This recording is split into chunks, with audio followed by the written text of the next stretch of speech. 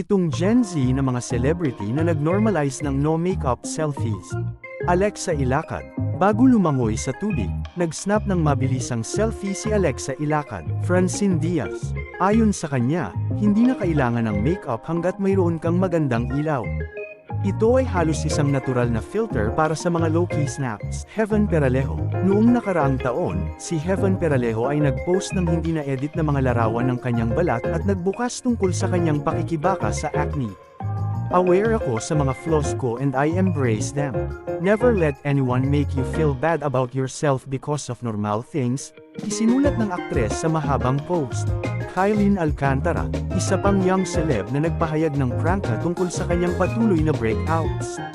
Nag-post siya ng mga larawan ng kanyang maaliwalas na kutis at ang kanyang pinakamasamang acne flare-up, ngunit sa tingin namin ay maganda siya sa alinmang paraan. Julia Barreto, kung nahihiya kang mag-selfie kaagad pagkatapos magising, mag-snap na lang pagkatapos ng iyong morning shower. Gaya ng ipinakita ni Julia Barreto, ito ay isang mabilis na paraan para maging presko ang pakiramdam kahit walang anumang pampaganda. Kapag nagpakasawa si Andrea Brillantes sa mga island getaway para sa ilang R&R, hinahayaan niya ang kanyang balat na makahinga rin. Narito ang patunay na kahit isang may-ari ng beauty brand ay maaaring laktawan ang lipstick at mascara paminsan-minsan. Proud na ipinakita ni Gabby Garcia ang kanyang morena skin nang magdiwang siya ng ilang me time sa Batangas. What a way to redefine hot girl summer!